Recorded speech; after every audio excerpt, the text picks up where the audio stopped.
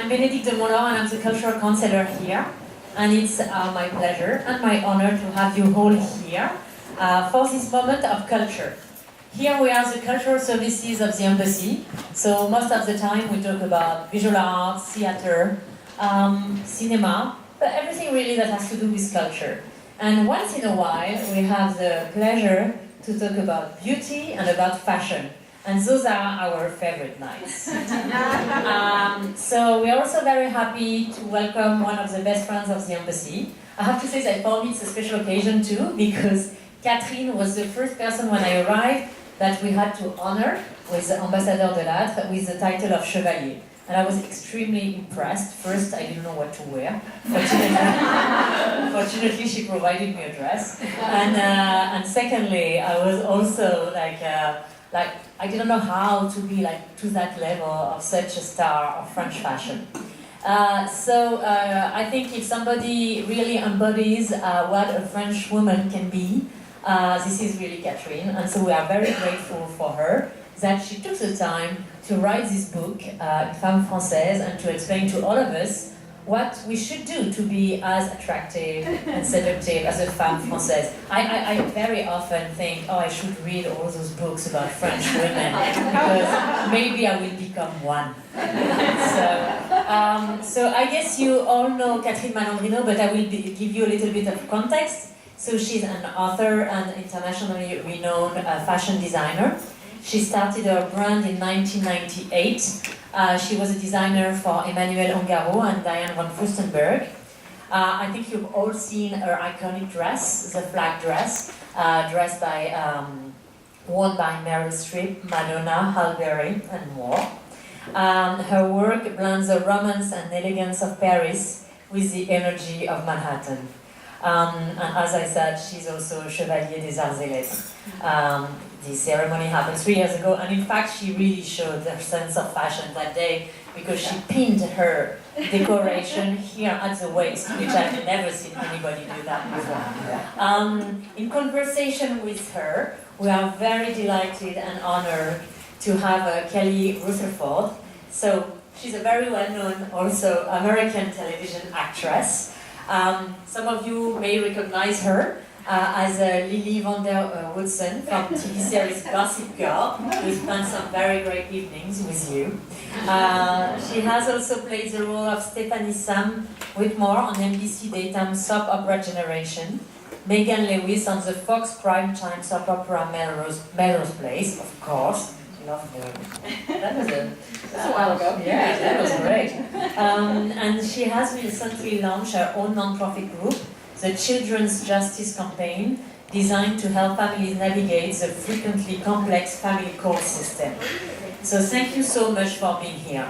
And to finish in beauty also, really that's a special evening, we have another great friend of the embassy, Célia Fossard. So Célia, she's a singer of the very well-known group of R&B called Les Nubians. I think this is really the most famous francophone R&B group here, and so we are really honored that she accepted, out of a friendship to Catherine and to the embassy in general, to close the evening, and you will be able to enjoy some delicious food from D'Artagnan, from the buffet there, some pastries. So really thank you to all our partners for these great gifts that you're giving the clients and the clients of Albertine and the fans of our speakers. And after the conversation, Catherine will be signing books,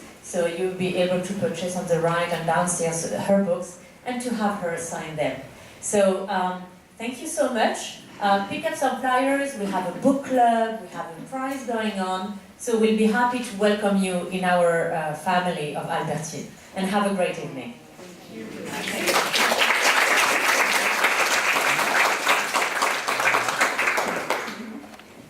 I guess we should see if these work. Hi, it's so great to have you here tonight. It's such an honor to be celebrating Catherine Malandrino and her book, Une Femme Française, The Seductive Style of French Women. I wore leopard tonight. I've read the book. I wore perfume. I actually curled my hair for the first time in probably 20 years myself. But it should be messy, I know, a little messier.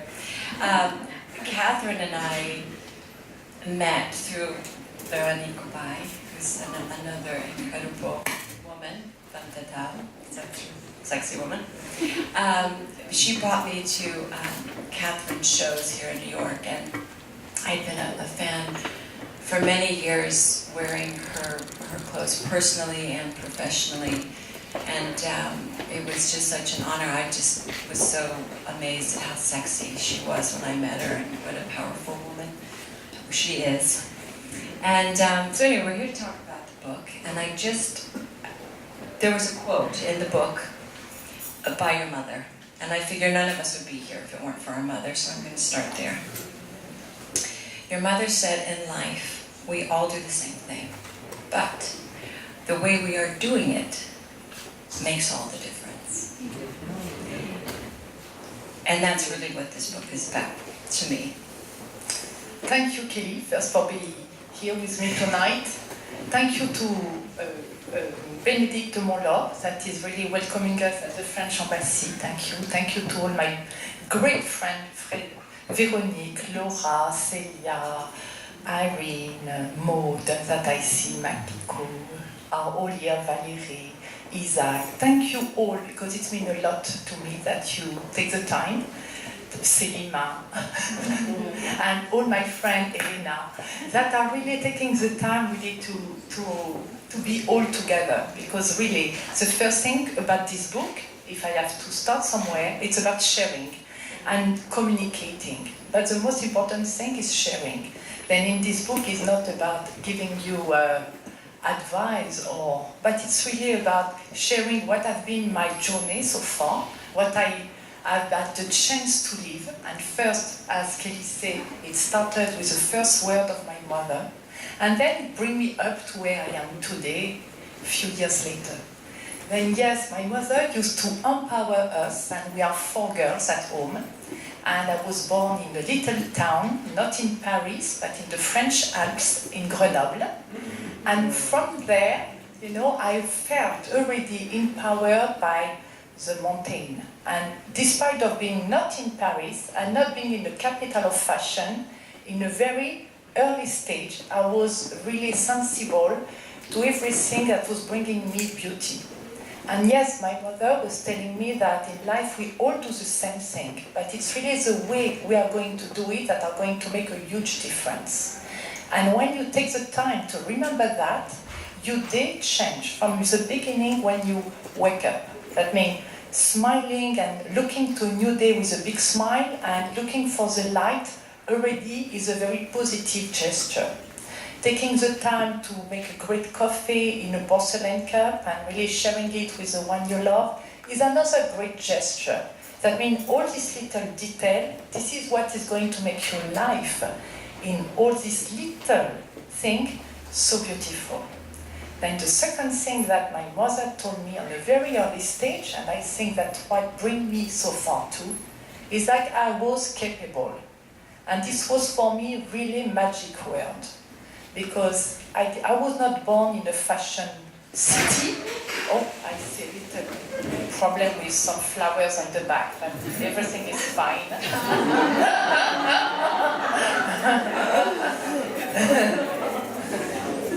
I don't think anyone's hurt. I think we're okay. Nobody is hurt. And if they're hurt, it's about brothers. I hope the desserts are still okay. Yes. Then my mother was telling us, to the 4 of us, that the most important was the way we were going to do things in our life, all the little things. In fact, that the 4 of us, we were capable. And for me, these few words went a very long way. Yes, they certainly have. One of the things that I loved about the book were there were so many resources, there's so much information in there, from music to films, beauty, fashion, and you talked about restaurants. I mean, I could just go on a whole Catherine Malandrino tour. That's what I would like to do. And of course, French women don't share their secrets, supposedly, but I'll say that this is a gift to us. Almost, because you know, Yes. I think part of being French is to keep a part of mystery. Yes, absolutely. I know. Let's talk about that. This is what the French woman is about. I mean, you never really reveal totally. And how do you do that? Well, you don't What's really have a formula for that. You know, I think we have it in the genes and in a way that It's only genetic. it's something genetic, but yes, you can. I don't say learn, but you can observe. Right. You can observe that you don't have to reveal first everything in your body already. You know, because when you reveal too much already, you're on Instagram. Yes, I mean, Instagram is a great way to communicate, but be very careful with what image you reveal. Yes. Because don't give too much of yourself. Yeah. I consider ourselves as precious, and French women as an idea of themselves. Then, of course, they want to give it on a very special moment and special occasion, and special, everything has to become. It has to smell good. Everything, all this detail, from the perfume to the touch of the skin to the light, all this detail make a better day, a better moment. But that means you have to take your time. Not always, because you know, taking time is not part of our world. Then Right. I cannot say that, because you know, if it's about taking time, how could you be a mother, a working woman, being a professional, independent, fighting every day, and take your time for love? No, you don't take your time. You just include in your lifetime. Every day you put a little bit more of consciousness in the detail. Yes. That means instead of just doing things the way they come, you twist them a little bit. That you create a little romance with the world. Then the world is just different. It's the same world, but just so much more beautiful. It's magical. It is. French women are magical. I've met so many. My kids were at the Lycée Français, and I would just sit and stare at them all, trying to figure out what you guys were doing. I'm so glad you wrote this book. A lot of what American women do is we all make to-do lists, and we've got to get certain things done. And I love how you write about that in the book as well, and how French women, it's more about how you Spontaneity. journey through your day. It's not about, I have to get all these things done necessarily. Yes, I think we are not very much into this to-do list, but we give way more easiness in our life, and we give time for pleasure and surprise. That's why even when I have friends are telling me we will have lunch or dinner in 3 weeks, in a month, I cannot accept that. It's not that I don't want to, it's just that our lifestyle doesn't fit with that. French woman, we have dinner in 2 days and lunch tomorrow, and the maximum is a week ahead. But I don't know, in 1 month I will be maybe traveling, finding a new lover, or changing totally my life. Then I cannot plan so far. Right. Well, it's interesting because how the French women see infidelity, or we call it infidelity, differently. So if you talk about relationships and people having their, it's very different here in the U.S. than it is in France, right? We get all uppity about it. Yes, and that I We think. think of it as loyalty or being true to each, Well, I'm not sure. I think there is maybe a little more hypocrisy in the American culture. Although we're still doing it, I'm not saying people Hypocrisy, I think it's yes, not exactly. a clear word. It's just that French people, we feel a little more at ease by being more honest, even if it's not always politically correct. Right. We can assume that. We can assume our imperfection. We can assume more our desire. We assume more our independence. That means our independent spirit. Yes. And of course, it doesn't mean that it's our society is about being libertin. It's false. I think we are very committed to love. I think it's the contrary. French people are very committed to love. They believe in love. Where sometimes American love is linked with what works in a checklist. Is it like that? Is it like this? Do I have the security? Do I have this? French, they think more with their art, and they are way more spontaneous about love. They have to feel love. Then it's something that has, at the end, it's just more true with your sentiment. In the moment, love is now.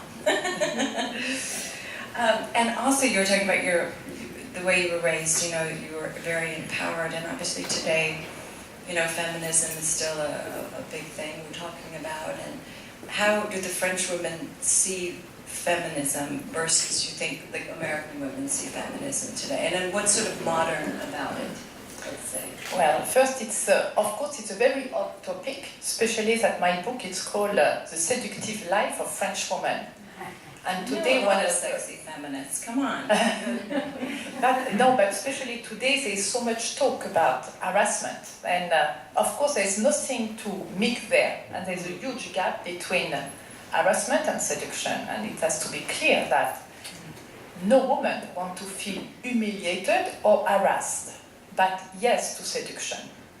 Then I think it's a great response to that, because we need, even in such a difficult time, because it's quite a time of a revolution for men and women in their role in the society, we still have to find something positive in that.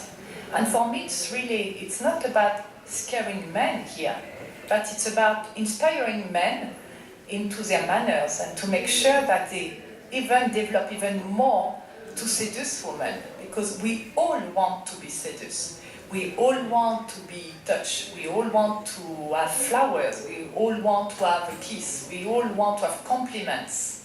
That means it's very important that this relationship between men and women is emphasized and not destroyed through what is happening. And again, even if what is happening is extremely important, because it needed to happen at a point, because it was enough. And for many women that have been victims of suffering, it needed to be said and to have a rule there.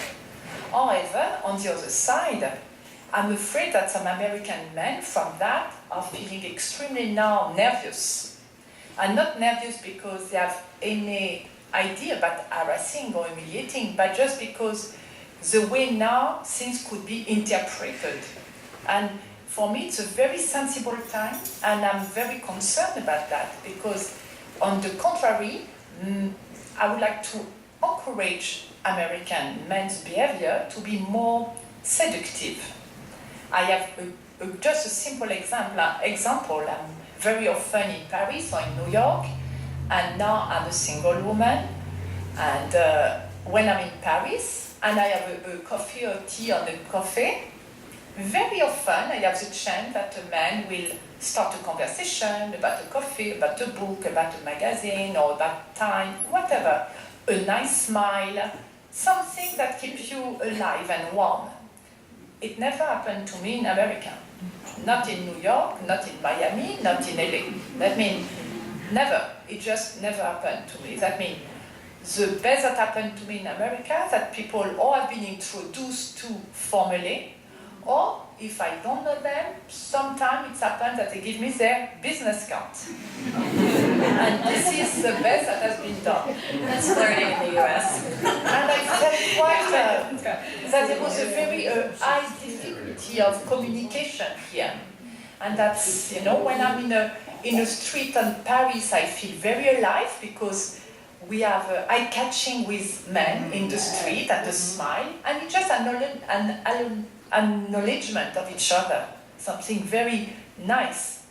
But in America, I never have this eye contact with men, even in the street. That means it feels extremely cold and transparent. And I feel we have to take maybe the opportunity of what's going on with harassment and humiliation to really try to build a new relationship, and then American men feel more at ease with this European type of seduction, where speaking to a woman, it's charming, it's could be delicate, could be fun, not being afraid of joke.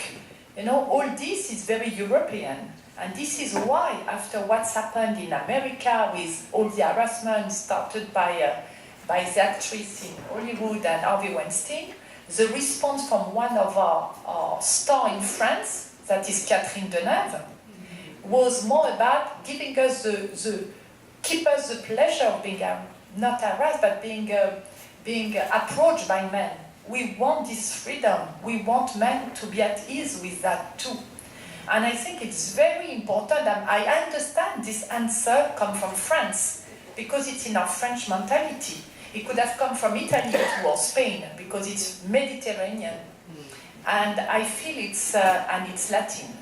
And I feel it's very important that there is a counter voice to what's going on right now, because we all need it, men and women, to live in this great world where we keep together.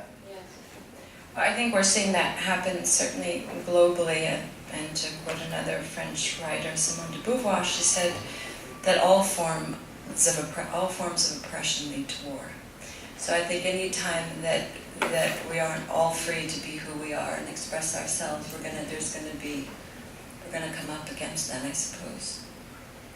Yes, and I think it's great that women in France, in America, and all over the world are reacting. I feel today it was time for this revolution. Yes. Because it's not just about harassment, but it's about equality too. Equality in salary, equality in everything that so many women around the world have been fighting for years. But personally, I've been raised I think the same thing that a boy could have been raised. That means for me, I never been raised with the idea of a charming prince that will come to deliver me or be here for me forever. I never grew up with this idea. And I think as mother, it's very important that we give the right seed to our kids. That means so many times, still young women today are expecting to meet a beautiful young man rich that will take care of them forever. And this is because they read it, and they hear it from their mother and family. That means we have a responsibility here to raise our kids in a way that all of us has to be accomplished and independent. Yes, I think we're seeing it happen. The ability to choose, that's really what it is, really, traditions and such. So there's a part in your book where you talk about beauty, obviously, and what makes a woman beautiful. And there's an example of a woman who's, traditionally sort of tall and thin and looks a certain way versus a woman that may not be as traditionally accepted as, and that this woman, because of the way she dresses, the non-traditionally beautiful woman, she acts, she has men around her all the time because of who she is, and this other woman is miserable and unhappy. Which I think, would you talk a little bit more about that, and what to you makes a woman beautiful? Because we all have these ideas that we're trying to live up to, right? Of what beauty is, and I think you describe it so beautifully, give so many great examples of. Well, I feel that really beauty is about first confidence. And how you get this confidence is by really taking the best of yourself. Because we are not perfect, but we can very well live with our imperfection. And instead of trying to change them, like Americans try to do, because they really want the perfection, Europeans, we embrace imperfection. That means even if we are a little rounder, or if we are not the perfect chest, or we are not the perfect body, we take the best of it, and we push what we have the best in the front, and we forgive what is our weakness.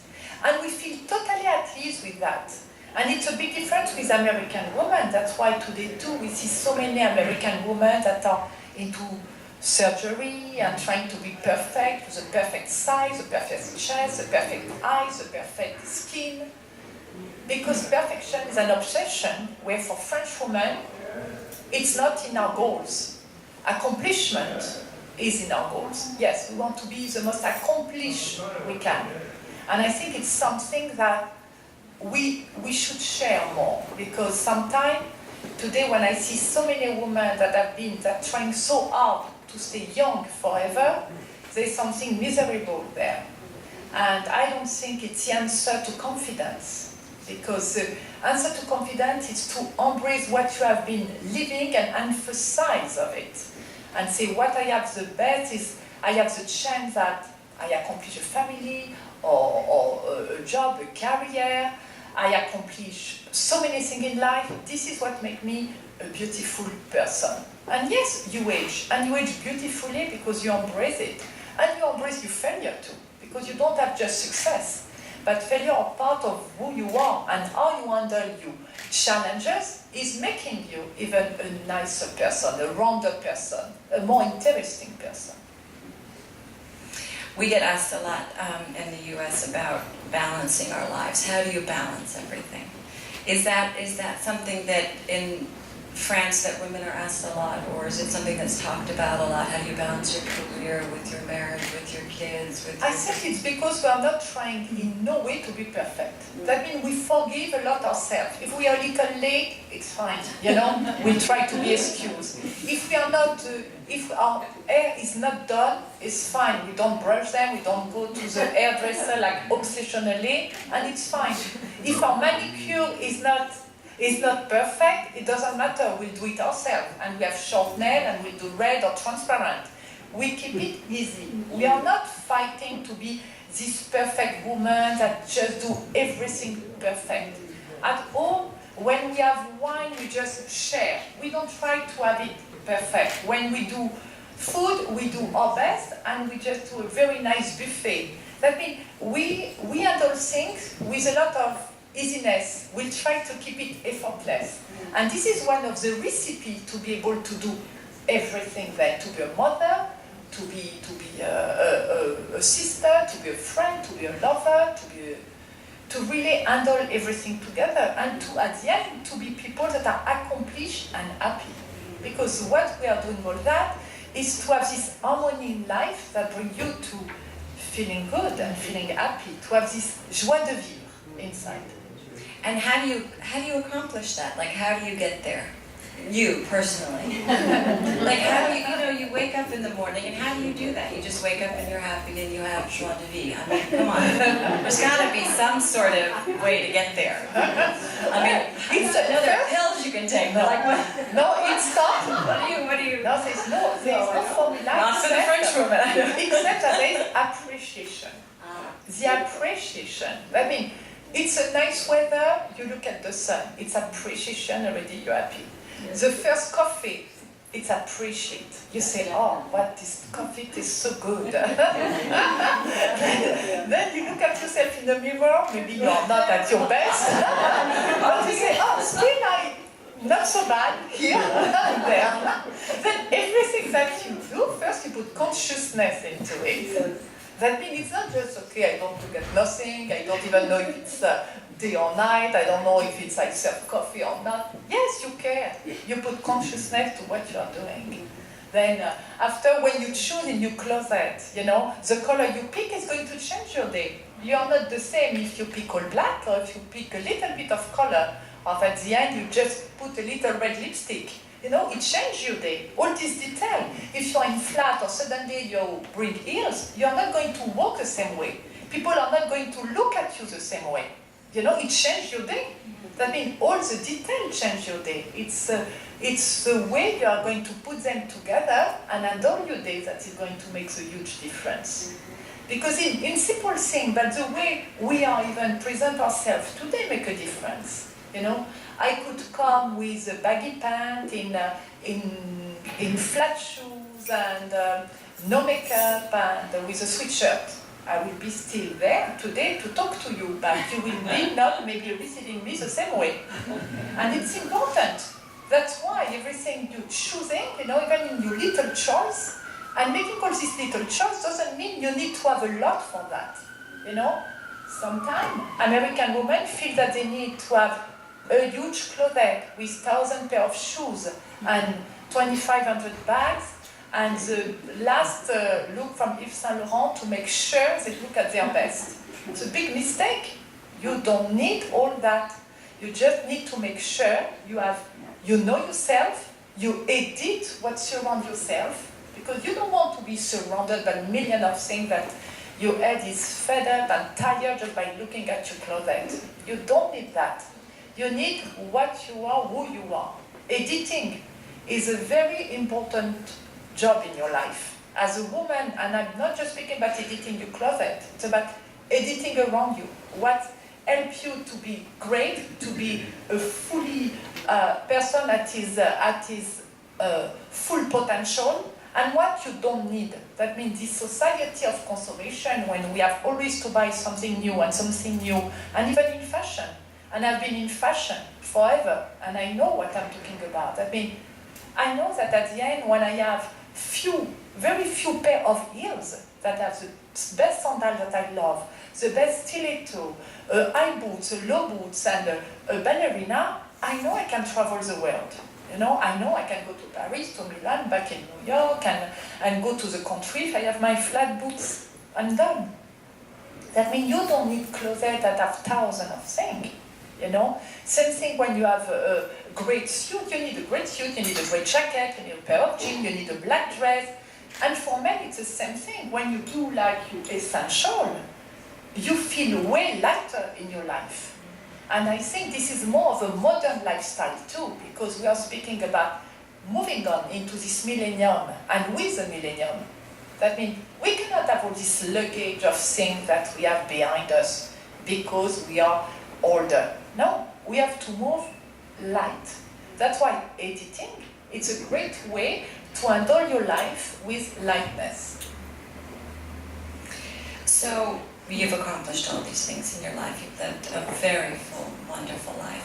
What do you see now going forward for yourself? What inspires you now? I mean, you've done incredible things in fashion. You've written 2 books. You have awards. You're at a certain point in your life.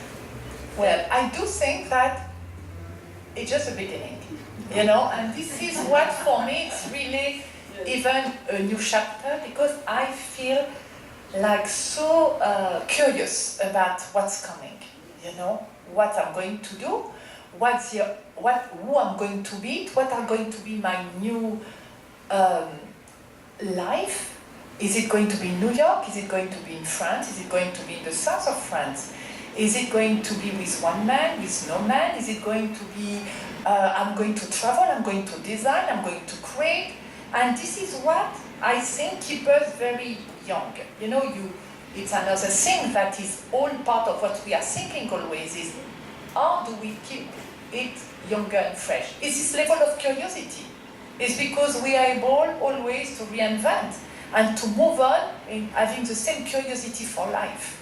And I do, that's why I cannot answer, I don't know, you know? The same way that I didn't know, like 20 years ago when I moved to New York, I had no clue I will one day be in New York, become like this great designer. Well, I was working for it. I was working for achieving that. And I have to say that this was a goal in my life. Today, I'm even lighter because I achieved this goal, and I'm in like a blank canvas. Everything is open. Then I'm extremely curious about the world. And how do you get through the challenging times? Because we all have those, right? What is your advice for the transition? You know, there are times in our lives when things are flowing and they're moving, and then there are times like you're talking about where it's like, okay, now obviously I'm in the moment and there's many possibilities. Curiosity. Okay. For me, when I've been in challenge, it's always getting back to first with essential. You know, when I was speaking about editing, it's about knowing exactly who you are and what is your DNA. This is extremely important because then you focus on yourself, you concentrate all your energy on yourself, and you nail exactly all your strengths. And of course, you forgive your weakness. We know that. But and then when you really recentrate, is curiosity. For me, this is the best quality that human being we can develop. Is this joy for discovery, because then the world is endless, and from that you always captivated and passionate, and you reinvent your dream again. That means it's endless possibility. And I think it takes time to do that. We need time to sit and dream and allow the next thing to come in. I think when we're all so busy rushing around trying to get everything done, we don't really. Well, I think it's very important, and I have the chance that I felt that on a very early stage, to dream, to take time to dream. This for me was always important because it was not keeping me always in the bare reality of the moment, but it was always elevating me. And my spirit, even if I was here, was not 100% here. It was somewhere I had always a 10-20% that was dreaming. And this dream was always a way to carry on to the next phase. Then dreaming, it's another great quality that we have to develop in our kids and in ourselves. Yeah. I mean, I see that as a quality being a dreamer, because it's the first element that will bring you with the action to realize things. Then dreaming, it's an amazing quality. I know so many people today are taking a step back because we all try to do so much and we don't take the time to sort of say, I want to really enjoy my family, I want to really enjoy my work. Speaking to a friend on the way in, and she said, you know, I'm staying home with my kids now. I'm not going crazy with my job and doing this and that. I had breakfast with another friend who's Italian this morning, and she said, I'm taking naps. I've decided I'm not going to take on as much, and I'm taking naps, because she was pushing herself to the point where she wasn't sleeping and she wasn't enjoying her life. So how could she possibly have time to come up with a dream or an idea or be inspired? So there's that. Yes, and I think in that, French people, I have to say, have always take time, a little more time, for a good glass of wine, for a good patisserie, for a nice croissant, you know, for a good coffee on the terrace. You will always see people in France, in Italy, in Spain, having on the terrace of cafe, having a little moment for them. You know, then yes, in America I was suffering from that, because I felt that even the way the city is structured is not done to lose your time. It's done to make your time efficient. Where, you know, even when you go to a Starbucks, it's not a place to dream. It's a place to have a coffee in a cup and walk again, or work and sit and work, and you put your laptop and you work. That means we are not yet like this in Europe, and I hope we will preserve this time that we're losing. Because for me, what you think it's losing time, for me it's gaining time to be a better person and a more happier person. Does anybody have any questions?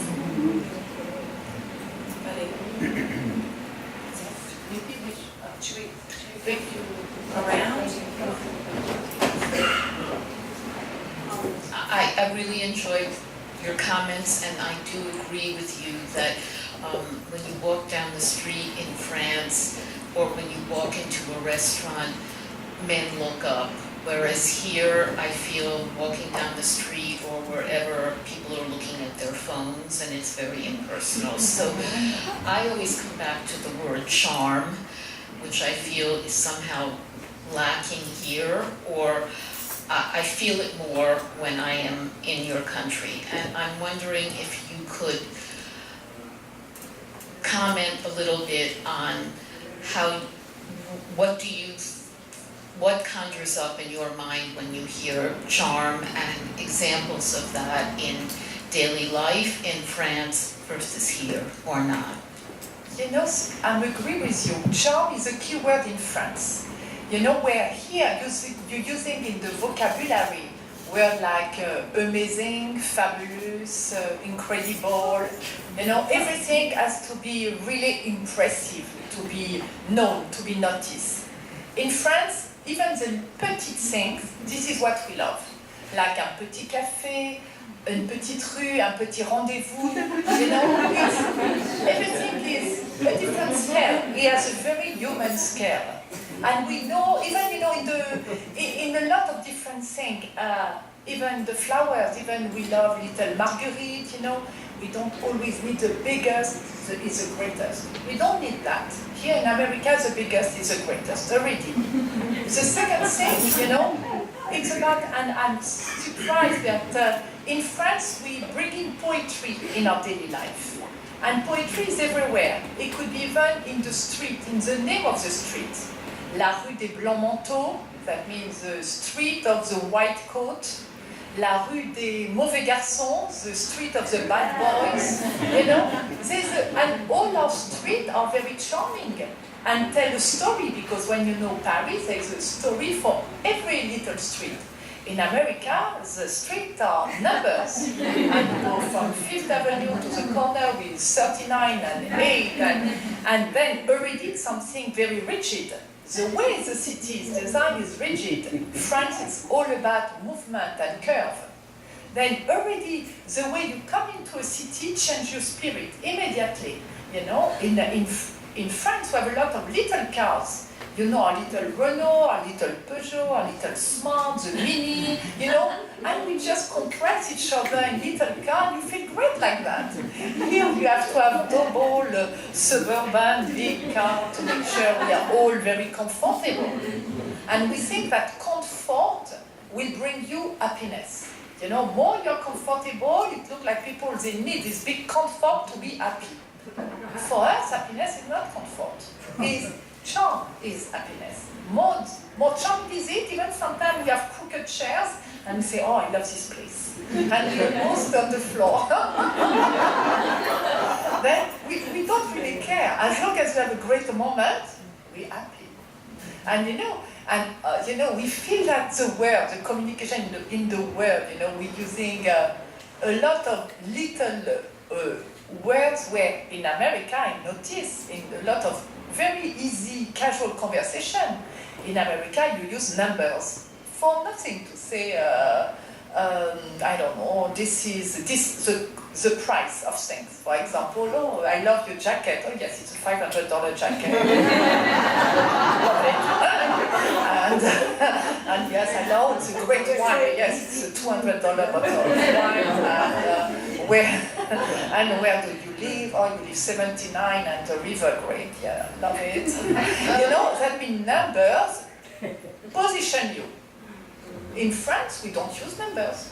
Numbers is almost, I don't want to say it's a bad word, but we don't speak about money, never in the sentence. We never, on our casual day, use money as a way to socialize. We don't. We don't know how to do that. It's just not part of our vocabulary. But we are going to be very sensible to a perfume. We are going to say, oh my God, what is your perfume? It smells so good. Oh, I guess it's this perfume. And this could be between a man and a woman. And we just feel it's totally normal. There is no harassment. There is nothing like that, you know. That means we feel like we can ask a lot of really personal questions. And nobody feels that you say something out of purpose. Then yes, all this makes the charm of Paris.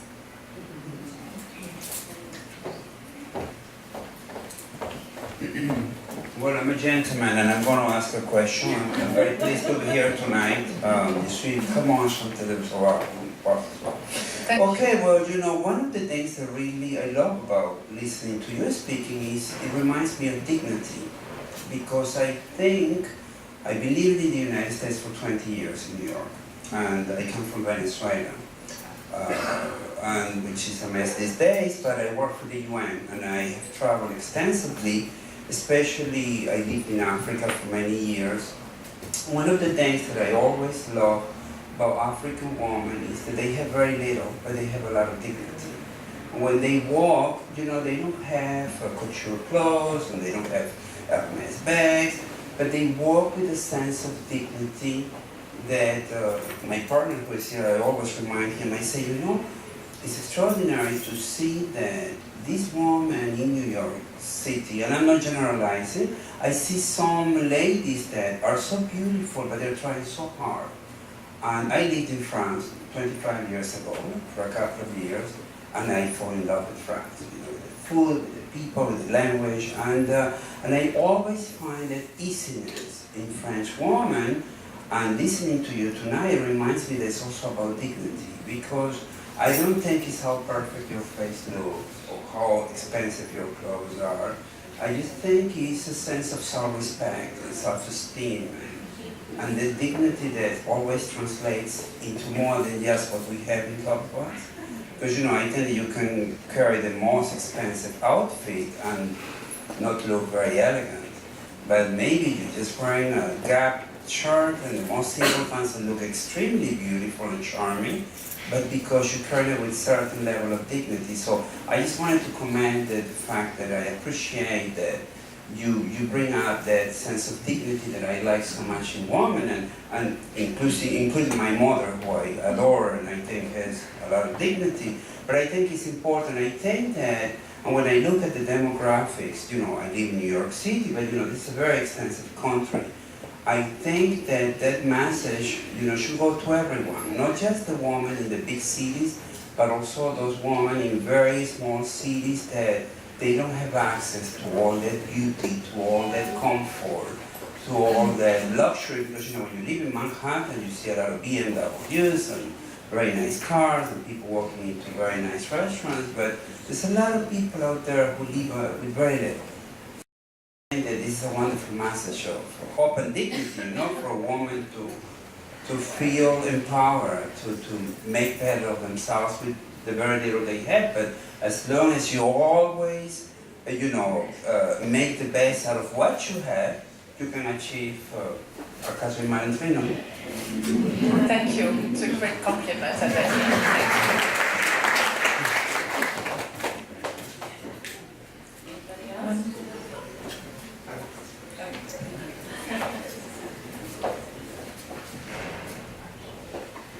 So, I'm a Jewish guy who grew up in New Jersey. I'm a French woman, but I know a lot more after reading your book. You're lovely, your book was amazing. I learned a lot. I think that human resource managers should read it, because there's a danger in today's environment that there could be a zero tolerance for flirting and socializing. And the same way that the pendulum has you know, swung, it could swing back, and it could actually create an environment that's very difficult for women, especially beautiful, charming women, to socialize without being viewed as potentially a risk, as being too seductive or too beautiful.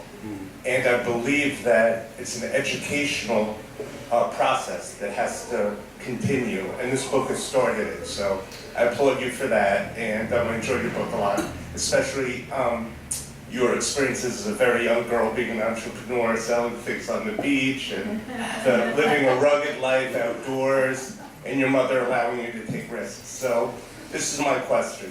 For a young woman who's raising a daughter, who hopes to have a daughter who's confident and who's poised and who is independent, what advice would you give a mother or parents of a young woman, of a child, a young girl, in raising them? It could be for both of you, because obviously Okay, it's such a nice question. It's very confusing right now, I think, for everyone. Because I think, at least in the US, certain things have been happening for so long, and I think that there's a lot of healing that needs to go on, and I think we're going to see a lot of that happening, you know, because there's so many great men, there's so many great women, but like you had said, there's been, I don't know if it's whatever the word is, there's been in our, like for instance in the US, we have something called the battle of the sexes. In the French culture, there's nothing like that. I mean, we're sort of set up to either be, you know, there's no sort of how do we flirt? And I think a lot of it is we weren't raised that way. You know, it's kind of more black and white, there's less nuance here in the US. And from what I see as an, you know, as an American woman, it's a challenge because we weren't raised that way. We don't have the luxury of being raised in France, where, you know, men and women are raised and learn that flirting is fine and it's a part of life and it makes everyone feel wonderful without crossing a line or feeling, you know, inferior or like they're being, you know, abused or whatever. So I think a lot of it's the pendulum's going to swing because there's a lot of healing that needs to happen as well. And if we can view it that way, it's going to be a good thing. And obviously it's not going to be an easy thing, and we're going to have to figure out how to be. I think it's about what you had said earlier, Catherine, about honoring each other and appreciating each other, really. It's going to come down to that rather than being judgmental or unequal, or men are better, women are empowered, men are empowered. It's just about treating each other with respect and appreciation for what each of us does beautifully. Mm-hmm. I think Kelly said very well, and I absolutely share what you say, because we are different. You have been raised in America, I was raised in France, and of course we don't have the same story. However, we are living a very important moment that I feel, for me, it's quite a revolution in terms of this battle of sex. Unfortunately, it's a word like power, battle that we hear. And they are very scary words to me, because to be happy, we need the harmony between both sexes. We do need it. We do need this equality, but we do need this love. That means it's not about being in competition, but it's about being together. Then, of course, we have a big role as parents to teach our kids, our daughter and our boys, because boys have to be confident that they can approach and seduce women, and that they have certain manners to do that, and they will be very well received. And girls has to not having in mind always this idea that they are abused, humiliated, and that they want the power. Because I agree that there was something to be cured from that, but at a point we have to build a better world. Then it's about being confident that we need to have attraction, to keep the attraction between each other in respect. And the key word is a respect. It's a love and the respect of each other. But I agree that we're going to enter in a very sensible time, and we have all to be very conscious and aware of that, because we have all to work together. You know, sometimes when I hear every day more and more debate about harassment and humiliation, I understand that all of them has to be denounced, and we have to take care of them and cure them for the future. However, we cannot break our society in two, and this is really a very sensible moment.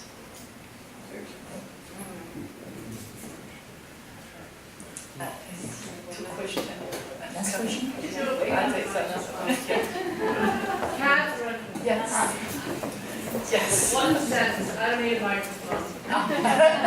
You should take this opportunity, if I might suggest, and I would ask you, what words of advice do you have for any young people in this audience that want to go into the fashion and design industry today?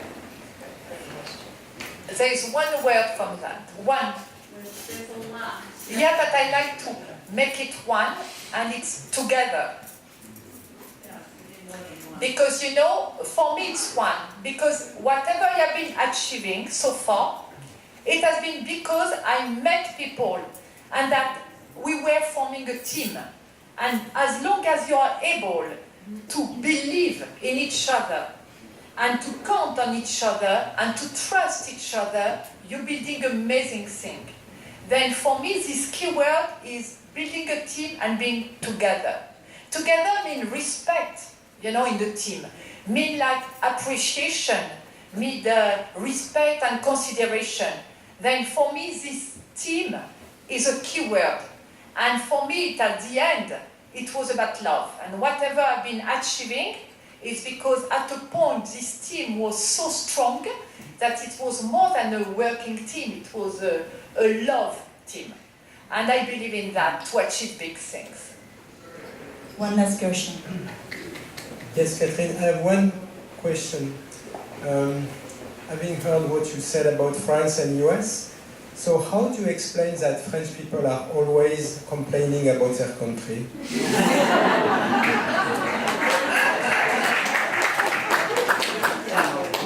Well, it's a very nice question, and in fact, if I want really to be French tonight, I should complain a little bit about being French.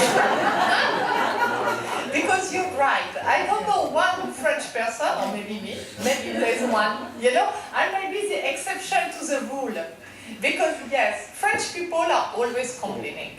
Because it's funny, it's maybe part of our snobism too, because you know, being French, even if we feel very easy and casual and accessible and nice, there's a little part of us, just that tiny, that is a little bit, I don't want to say snobbish, but maybe maybe we feel that, you know, we have the good taste in food, in wine, in fashion, you know, the type of that we have royalty, we've been living like for 1,000 years, and we know a lot. I mean, I don't want to say that we always look at things with type of snobbiness, but there's a little bit of that. That's why, you know, we're complaining. And we assume it at the end, but we have humor.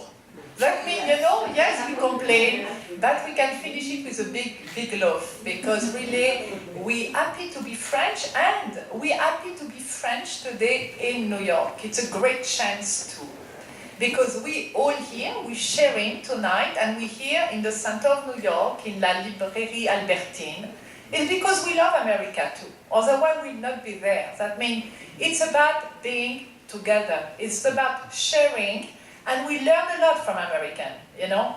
I learned too how to fight so much, to work so hard. I learned that, you know. I was not maybe exactly the same before. I've been here trained to achieve things that were maybe in France not achievable, but I did. I met here people that were incredible, and people that I never thought I would ever met, but I did. And you know, the way I was able to maneuver, coming from Grenoble to Paris, Paris to New York to the world, maybe it's because of this New York that was an amazing window.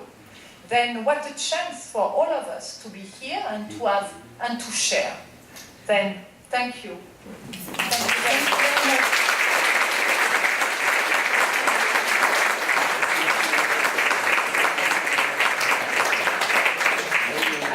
I just want, before you know the talk, and thanks very much tonight all our friends that have been participating to this evening, and in particular Laurent Tourandel, the chef of L'Amico, that is here with us and prepared very nice dessert, as well as Ariane Daguin that proposes some pâtés that we are going to taste, as well as Céline that did some very delicious little cannelés, les petits cannelés, as well as notre ami from Berthaud Beaulieu for the rosé wine, and the beautiful flower bouquet from our friend Olivier Gigny.